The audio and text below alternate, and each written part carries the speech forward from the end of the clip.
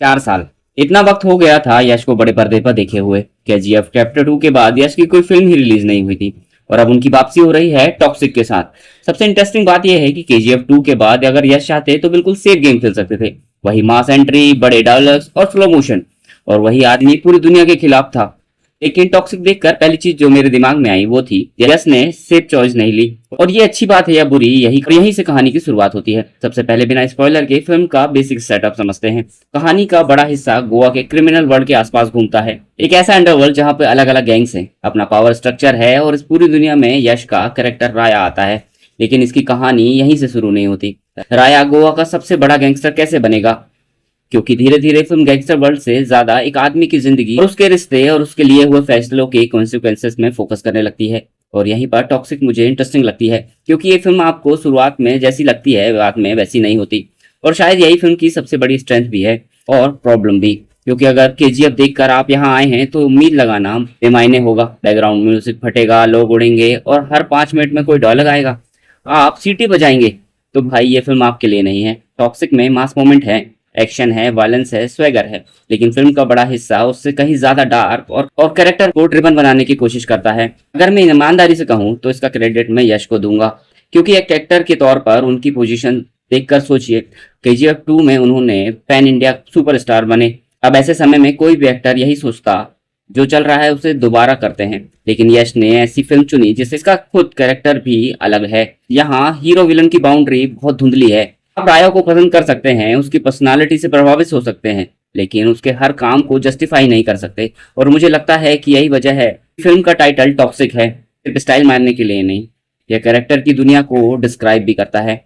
अब शुरुआत की बात करूं तो पहले 20-25 मिनट मेरे लिए सबसे कमजोर हैं। बहुत कुछ बहुत जल्दी हो रहा है, कैरेक्टर्स आते हैं, नई इन्फॉर्मेशन मिलती है, फिर लोकेशन बदलती है, फिर एक्शन, फिर नया कैरेक्टर, और एडिटिंग इतनी तेज है कि कई बार सीन्स महसूस ही नहीं होते, ऐसा लगता है यूट्यूब पर शॉर्ट देख रहे हैं।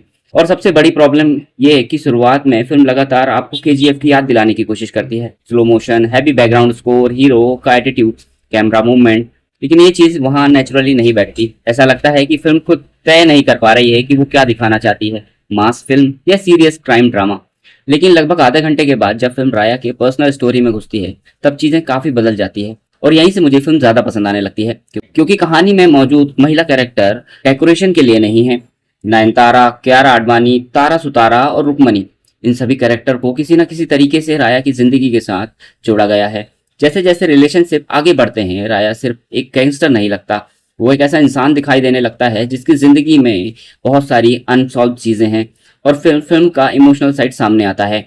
और यहीं पर मुझे यश की परफॉर्मेंस सबसे ज्यादा पसंद आती है, क्योंकि इस फिल्म को सिर्फ एक स्टारडम नहीं चला रहा है। कई सीन में उनके डायलॉग भी नहीं, लेकिन उनकी आंखों में जो गुस्सा है, रिग्रेट है, कन्फेशन है, वो साफ दिखाई देता है। केजीएफ में उनकी आंखें पावर दिखाती थी, यहाँ आंखें कमजोरी दिखाती है, और ये छोटा सा डिफरेंस नहीं है।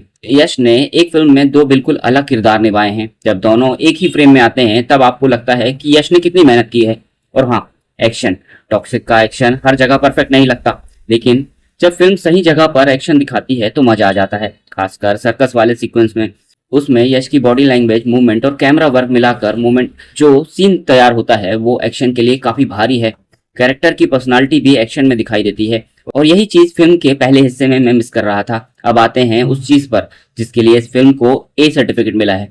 मेकर्स ने यहाँ हाथ पीछे नहीं खींचा है। वायलेंस काफी ब्रूटल है, खून, मारकाट, कुछ सीन जेन्युइनली अनकंफर्टेबल हैं, और लैंग्वेज भी काफी एडल्ट है। इसलिए अगर आप टॉक्सिक को फैमिली फ्रेंडली फिल्म समझकर जा रहे हैं तो मत जाइएगा। यह फिल्म केजीएफ की तरह नहीं है, ये कुछ अलग है, इसका पेस अलग है। विजुअल की बात करें तो मुझे ये फिल्म ओवरऑल काफी अच्छी लगी। सेट बड़े बड़े हैं, लोकेशन का इस्तेमाल अच्छा है, कलर पैलेट भी डार्क टोन को सपोर्ट करता है, और कई शॉट जेन्युइनली सिनेमैटिक लगते हैं।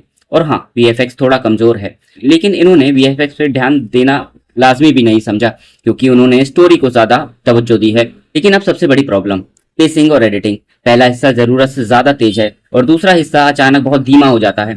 एक पॉइंट पर ऐसा महसूस होता है कि फिल्म में मेन कहानी आगे बढ़ चुकी है, लेकिन फिल्म अभी भी चल रही है। फिर भी कहानी आगे चलती रहती है, और लगभग 20-25 मिनट के बाद ऐसा लगता है कि फिल्म को अभी खत्म हो जाना चाहिए था। क्लाइमैक्स फिल्म को काफी हद तक बचा लेता है। और एक और प्रॉब्लम है गैंगस्टर वाला पूरा सेटअप। गैंगस्टर वाले वर्ल्ड को अच्छा एस्टेब्लिश किया जाता है, लेकिन उसे बीच में छोड़ दिया जाता है जब फिल्म राया की जिंदगी में प्रवेश करती है। अंडरवर्ल्ड को वहीं छोड़ देते हैं। इसे थोड़ा और मौका देना था, जब इतना एस्टेब्लिश किया था तो फिल्म में इसे थोड़ा और दिखाना था, चाहे तो फिल्म का समय भी बढ़ा सकते थे। मेरे लिए ओवरऑल टॉक्सिक फिल्म एक मास एंटरटेनमेंट है।